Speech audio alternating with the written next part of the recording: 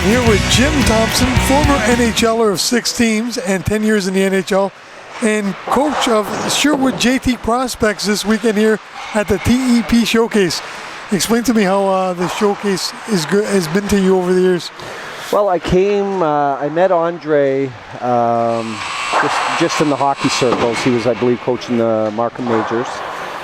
And I heard about his tournament. So I ended up putting a team that I work with all these kids, train all these kids. It was 3 years ago.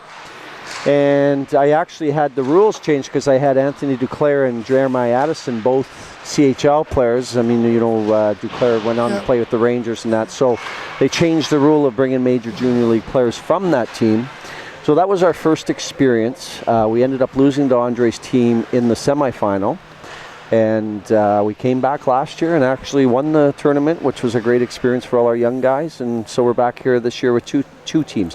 So what I like about it, very organized, very clean hockey, a very well-ran tournament. That's great. I mean, you've been here for 3 years. What does this tournament bring to the players? Well, it's a great question. And when you come back the next year and you drive into the parking lot of the MasterCard Center, and you're defending champs, everybody's out for you. And, I said to the guys in the room, everybody wants a piece of you now. And, they've showed up really well for their first game. But it means a lot because when you win a tournament, you're the champ, you're the defending champ, and hopefully we can repeat. Well, I spoke to Peter Angelopoulos. He's coaching one of your teams. Yes, and he said he's happy to be back to coach. Explain to everyone out there about his experience with this team. He came back to coach for you now after being a player last year. He was a player. He was our captain last year, and he ended up scoring. We were down 2-0 going into the third period against Georgina, and Peter ended up making it 2-1, and actually setting up the tying goal. And then in overtime, he set up C.J. Clark, the youngest player in the tournament, for the game winner. So he had an amazing tournament, and his junior days are now done. Yep. So he had asked if he could come back and coach, and I said most definitely. I'm going to ask you because you've been speaking to him, and you guys are pretty close. And what do you tell him? Because he wants to try out for any CHL team or go to CIS. What do you tell him? Well, the players that go to the highest levels are prepared. They take care of themselves, off the ice, on the ice. Peter's a very good hockey player. And what he has to do is he has to bring it to now pro hockey, what he did in junior hockey. It's a very difficult thing to do when you start playing against men. So, off ice this summer, he's got to be, training hard, getting stronger, and he will be fine going into the camps he's going into. He's a big man, right? So you have 2 teams here. Yeah.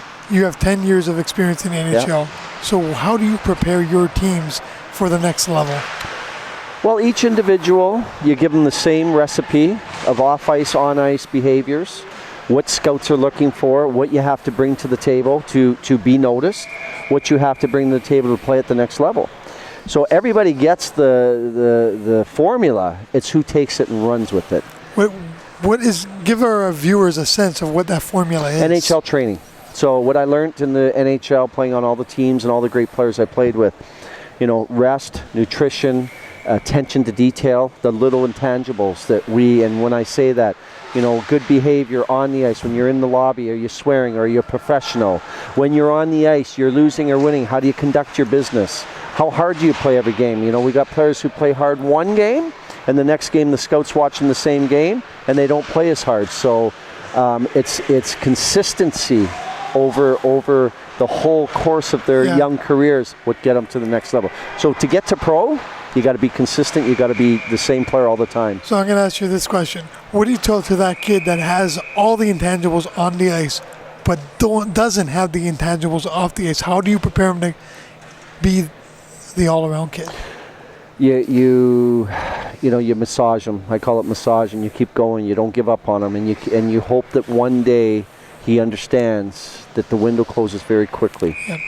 And all these great talents who screw it up off the ice, you work with them, you tell them, you spend extra time with them, but it's up to them at the end of the day.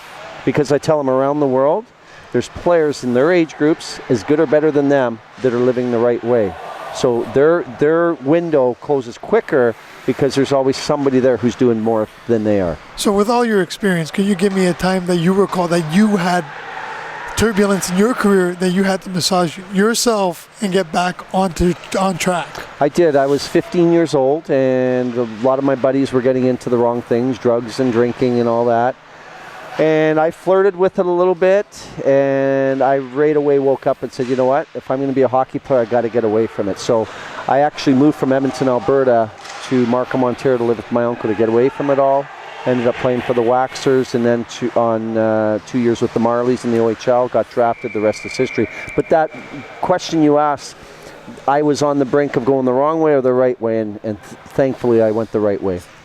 So you have all the tools to teach the younger generation, listen, I was there, go on the right path. Well, I have more tools than that. I'm a recovering drug addict and alcoholic post-career out of the NHL, so I'm 7 years sober. I now go around and speak to troubled kids. I go around and speak to kids that are into that lifestyle. So I almost died many times from abusing different things, and so now my company's dreams do come true, but you got to live the right way for them to come true. Do you speak to now NHLers coming out of the NHL? I speak to NHL teams. I speak to OHL teams. I speak to anybody who will listen to, I call it career killers. Yeah. So don't kill your career by making the wrong choice. What can you say to people that are trying to get into the business, into the NHL? How can they become NHLers and be good citizens as well? I guess that's follow the golden path, follow the golden rules. You have to live. You got to. I said it at the start. You rest, nutrition, and studying and living it. And you know it's a 24/7 job apart from their schooling. But you got to live the life to be a pro hockey player. A very candid interview here at the TEP Showcase with Jim Thompson. Thank you, Jim. Thank you very much.